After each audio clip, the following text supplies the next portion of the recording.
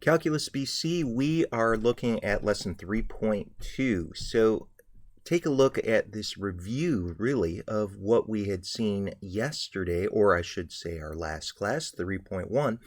The derivative of f prime, has a limit definition. F prime of x is equal to the limit as h goes to 0 of f of x plus h minus f of x all over h, provided the limit exists. Derivatives don't always exist. By the way, what we saw in section 1 is this limit definition. It looks almost the same. I think you can see it's really just a cosmetic difference. This is the definition in 3.1. F prime of a would be this limit as h goes to 0 of f of a plus h minus f of a all over h. Of course, we could let a equal any x value, and then we have this definition right here. This definition shows up a ton. Again, just reiterating what we saw right here. If this limit does not exist, f is not differentiable at x. The tangent line slope would be undefined, in other words. This alternate definition, this thing right here, please don't think that you can just ignore it. You will need to be aware of this too. I think the first definition at the top gets used extensively and sometimes at the expense of thinking that you don't need this other form. You do. In fact, I'll even use this other form later to help us out with a problem. But this limit definition, I think a lot of times kids have a mindset of, well, I don't need this limit definition. I know the shortcut. The shortcut is great, but the shortcut doesn't always apply. And ultimately, you need to know that a derivative is a limit. So what we're seeing right here, f prime of a is the slope of the tangent line to f of x at x equals a, and is the instantaneous rate of change of y with respect to x at x equals a. So we always want to remember that instantaneous rate of change idea. Let's say we've got a parabola, y equals 2x squared plus x minus 3. Find the slope of the tangent line at this point 3, 18. Well, tell you what, let's use our shortcut. Y prime, bring down the 2, 2 times 2 is 4. We get 4x plus 1. The derivative of x is just a 1. And we're going to apply this derivative, this tangent line slope, when x equals 3. Notice what I'm doing. I'm using some notation right now. I'm putting a bar here saying plug in x equals 3. And that would be 4 times 3 plus 1. That's 12 plus 1 is 13. So, of course, as we saw earlier, and we're going to keep seeing this so very often, here's the point slope form of a line. We now know that our m is 13, and we can say this is y minus 18 is equal to 13 times x minus 3. And, you could leave your answer like this. What you'll see the College Board do a lot, they kind of have made a shift just recently. The previous answer is 100% correct, but we can just as well see that this form, solving for y, is good too. For part B, where's the tangent line horizontal? Well, horizontal tangent lines are going to have a slope of 0, aren't they? So you're really going to say, where is y prime equal to 0? Well, that's 4x plus 1 is equal to 0, and you can subtract a 1, divide by 4, and you can say that this is a little bit ambiguous the way it's written. You might say, are they looking for an ordered pair? You could be asked that question, but you could say at x equals -1/4, the tangent line is horizontal. You could definitely plug in that negative 1/4 into the original function and find the y coordinate there also. Let's take a look at this next problem. We are given a graph of f, and you can see it looks something like a polynomial, but then as you look more closely, you can see things look like they're flattening out as x gets larger.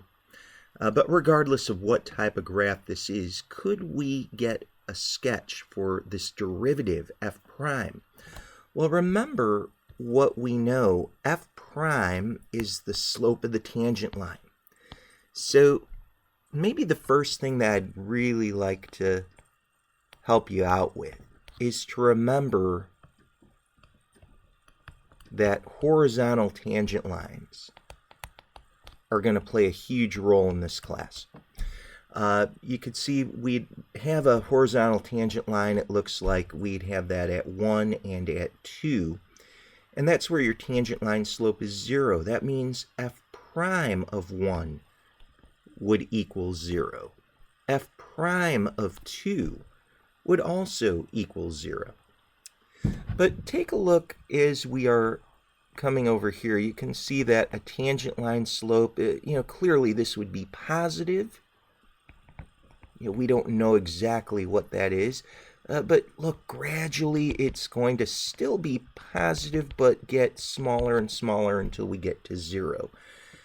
So I guess what I'm saying is from x equals 0 to x equals 1, your slope will be positive, but it's going to decrease, getting closer and closer to 0. So maybe it's going to look something like this.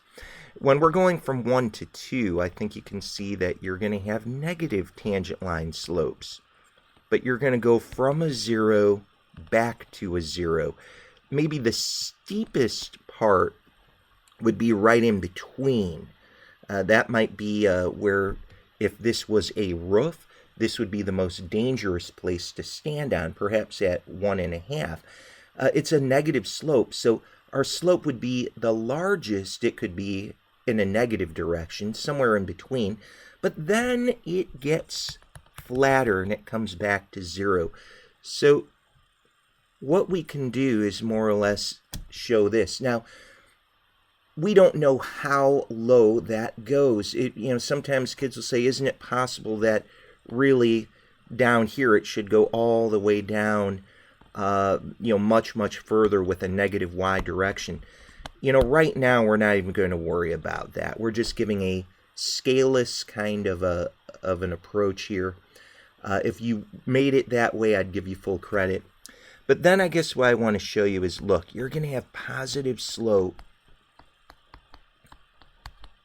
always, but it's going to flatten out, right? It's going to definitely head back towards going horizontal. It doesn't quite get there, but your positive slope, it's getting bigger, and then all of a sudden it begins to flatten out. So you can ask yourself, gosh, where's the most dangerous place to stand on a roof? And you might guess that it might be somewhere between 2 and 3.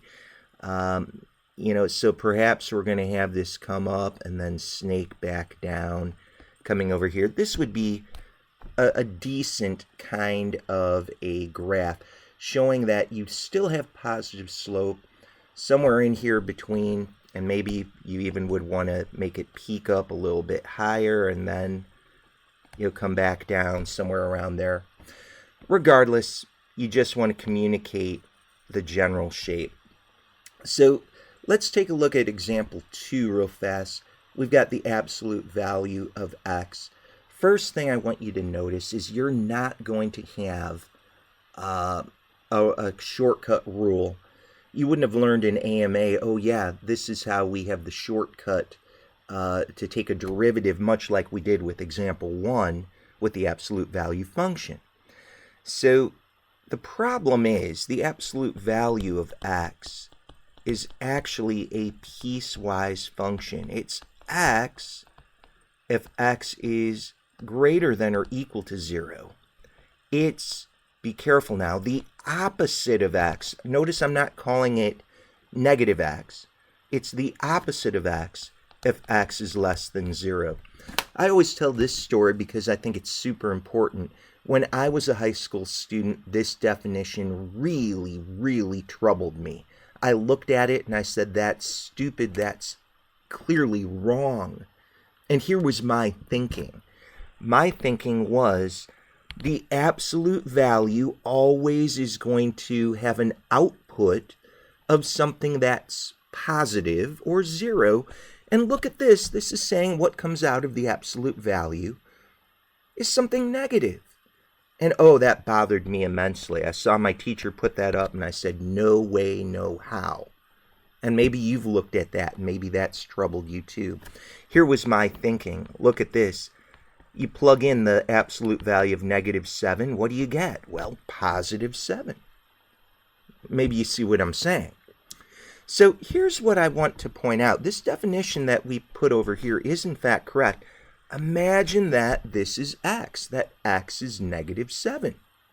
Do you get -7 coming out? No, you get the opposite of -7. In other words, you get the opposite of x.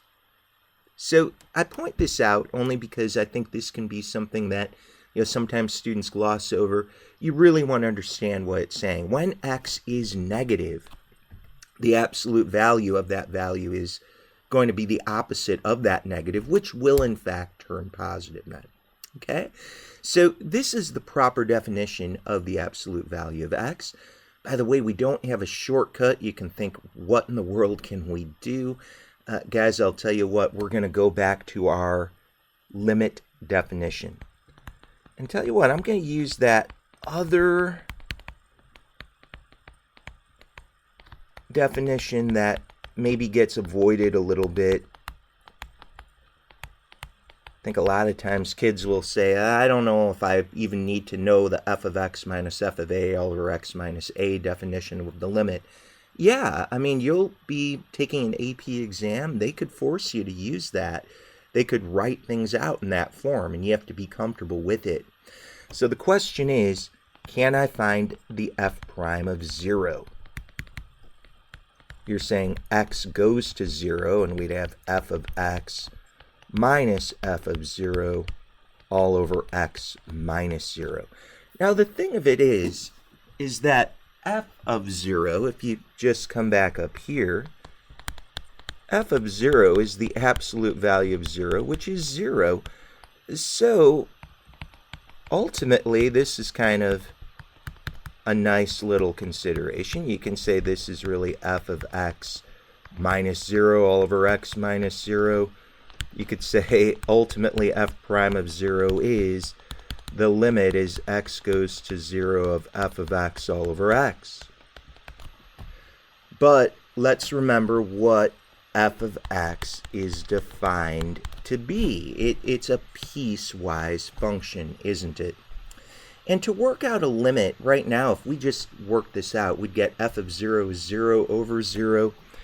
Tell you what, let's go back to really such an important concept.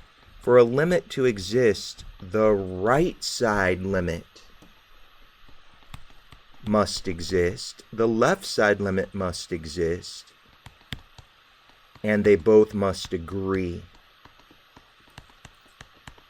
So let's just see what's going on here. This right side limit, as x goes from 0 on the right side, we're bigger than 0. Guys, we are, if we're bigger than 0, we're right here. Okay, so the absolute value is actually going to just be an x. So I'm going to just put x, pardon me, of this x over x. X over x just becomes a 1, and this is just going to equal a 1. Well, what if we approached 0 from the left side? Well, now we're going to be at the bottom. This is going to be negative x over x. And these x's are going to cancel out. You're going to have negative 1. So what are we seeing? These don't agree. And what does that really mean? F prime of 0 doesn't exist. It really means that this limit right here doesn't exist. It doesn't exist because you're getting two different answers from the right side and the left side. Visually, I hope it makes sense. The absolute value is a V shape. Look right here. From the right side of 0, you have a slope of positive 1. That's what we just saw.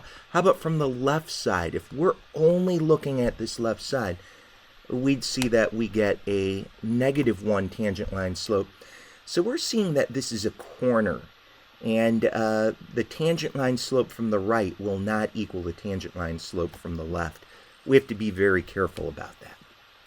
So we've just seen that not every continuous function, the absolute value of x is a continuous function, but not every continuous function is differentiable. Here is a theorem, though. If a function is differentiable, then f is continuous at a. So if you're differentiable at a, then f is continuous at a. Now, what we're going to see right now is, remember that if a theorem is true, its contrapositive is true. From geometry, the contrapositive says if P implies Q, and here's your contrapositive right here. The contrapositive is going to say then not Q implies not P. Okay? So here's what I want you to take a look at. Here's P, here's Q in that theorem. P is your first statement. If a function is differentiable at x equals a, then f is continuous at x equals a. So here's your contrapositive of that, and ironically, it's this contrapositive that gets used extensively. It's going to say if not P, if f is not continuous,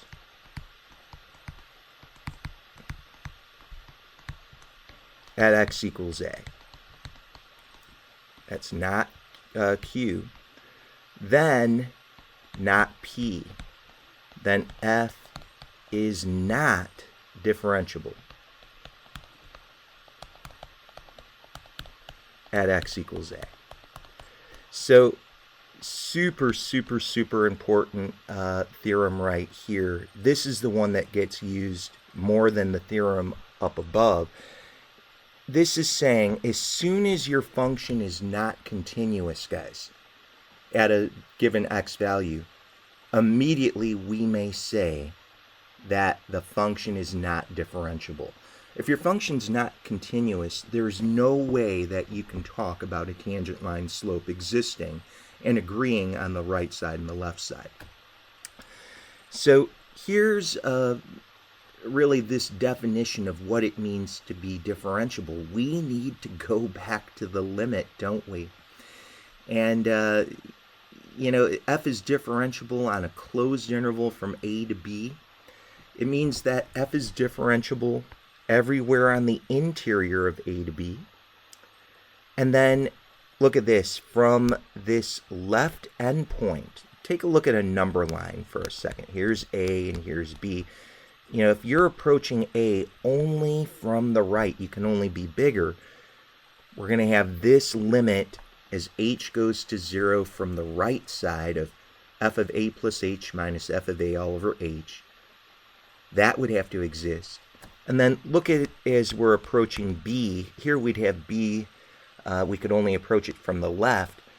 We're going to have the limit as h goes to 0 from the left side of f of b plus h minus f of b all over h as h goes to 0 from that left side, I should say. If that exists, then you can be differentiable on a closed interval. But again, here's what's super, super, super important. At the heart of this, guys, we're always able to say if a derivative is existing, that means that this limit exists. We're just saying that you can define endpoints like A and B, with one-sided limits. That's all this is really saying. All right, corners. Corners show up quite a bit. Corners are where f is continuous, but the derivative does not exist. The right-hand and the left-hand derivatives at x equal a exist, but they're not equal. What could they look like? Well, like the absolute value graph, it could look something like this. Take a look right here. We could say, look, m from the the left side might be 2. From the right side of a given point right here, we might have -2. Those two tangent line slopes would not be in agreement. That would be a corner. Sometimes kids are surprised to know that you don't have to have opposite signs for a corner. You could have m is equal to 1 right here. You could have m is equal to 3 right here. This point where those two segments are joined would be a corner point, because the left side tangent line slope, the left side derivative, would be m equals 1. You could see that. From the right side, it would be m equals 3. So if we worked out those limits, the left side and the right side limits would not be in agreement. This is still continuous. I could draw it without lifting my pencil up, but you're not going to have a derivative existing. All right, let's keep going. F is a vertical tangent line at x equals a. If f is continuous, again, we're going to assume that we have continuity, and the limit as x approaches a of the absolute value of f prime of x is infinity.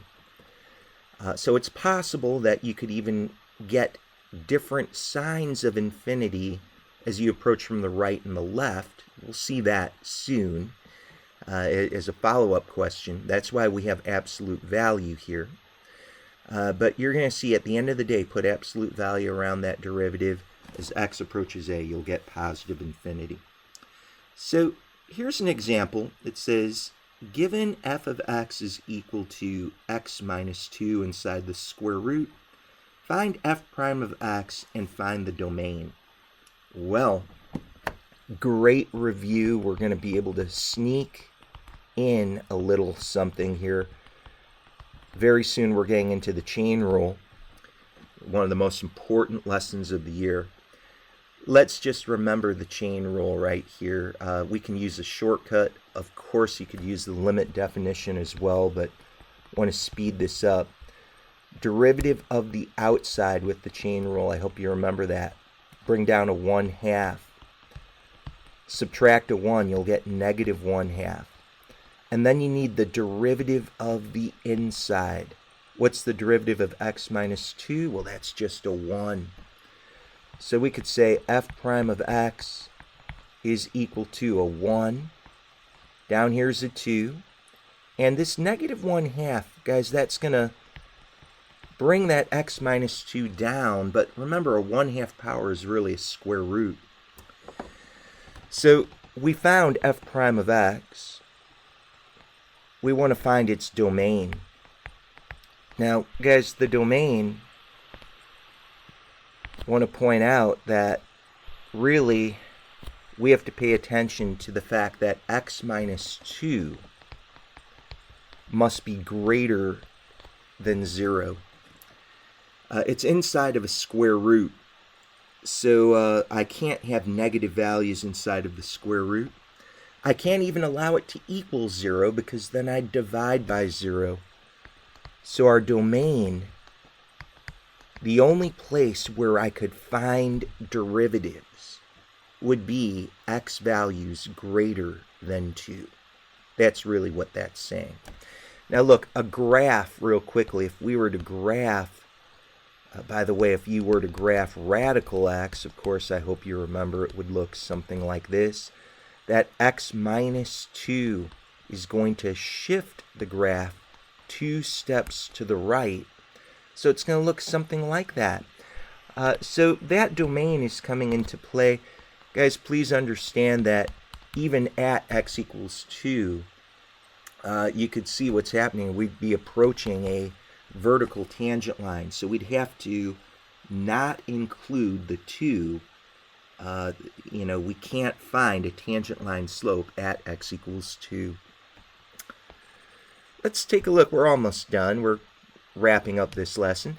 A graph has a cusp at x equals a.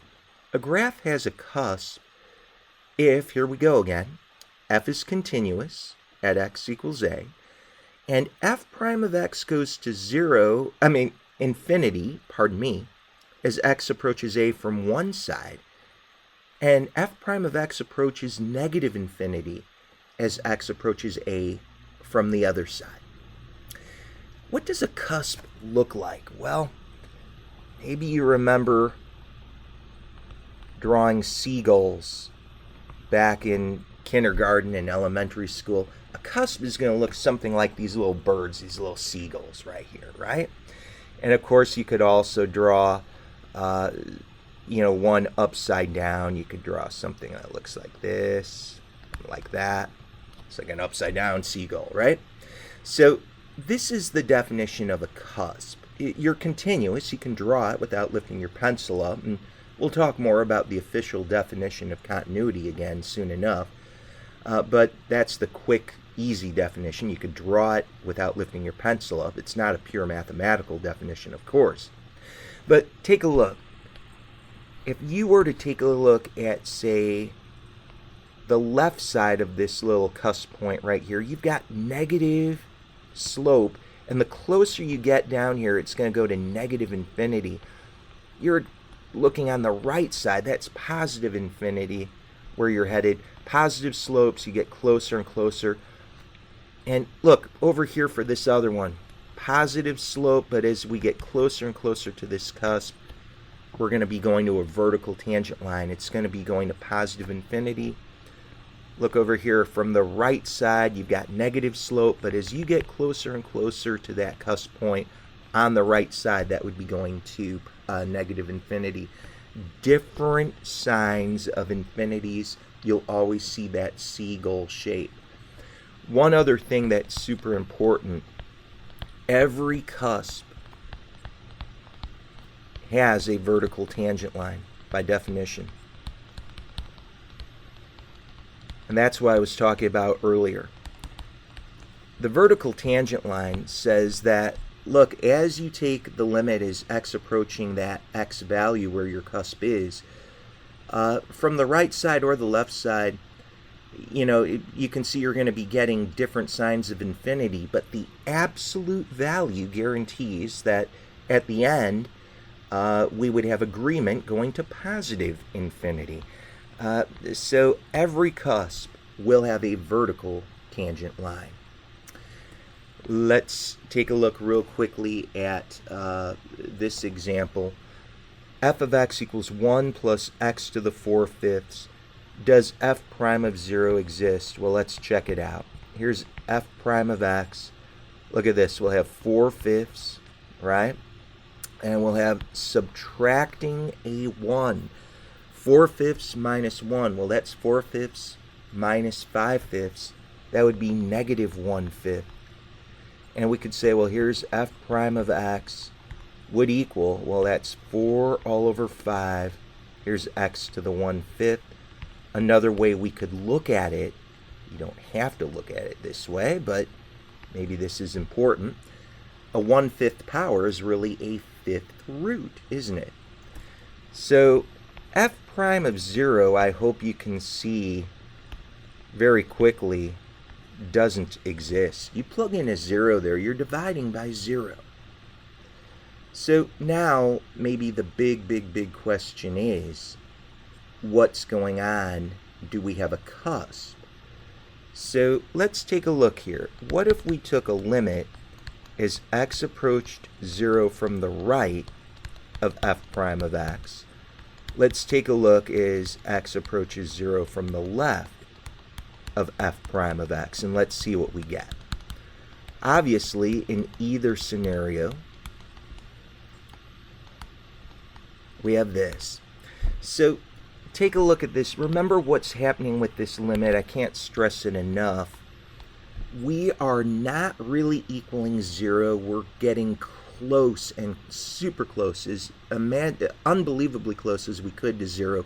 we must be bigger than 0. That's what that plus is indicating. So down in this radical, we are only plugging in positive, super tiny, small values. And I hope you remember from your time with limits that 1 over small is big. Think about it. If you were to say, hey, I'm going to divide by, and by the way, 100th is really not going to be, anything super small, really. That's actually large compared to how big we're going to talk. But look, if we went 1 divided by 1 over 100, that would be 100. You could see, divide by something small, you get something big. Imagine what's happening here. We're going to go to positive infinity. Likewise, if I were to say, well, what if we were going to approach 0 from the left? This is why I brought up that this is a fifth root. Fifth roots and odd roots, like third roots, fifth roots, seventh roots, negatives are allowed inside of them. And, as you plug in something super small down here, but it's negative, 1 over small is big, but the fifth root of something negative is something negative. So we're going to be going to negative infinity. So therefore, there is a cusp at x equals 0. Okay? Last, let's take a look at this notation, second derivative. Well, hopefully no big deal there. Take your first derivative, bring down the 2, you'd get a 4x. Derivative of x is just a 1. F double prime, well, derivative of 4x is just a 4. Okay, so that wraps up lesson 3.2.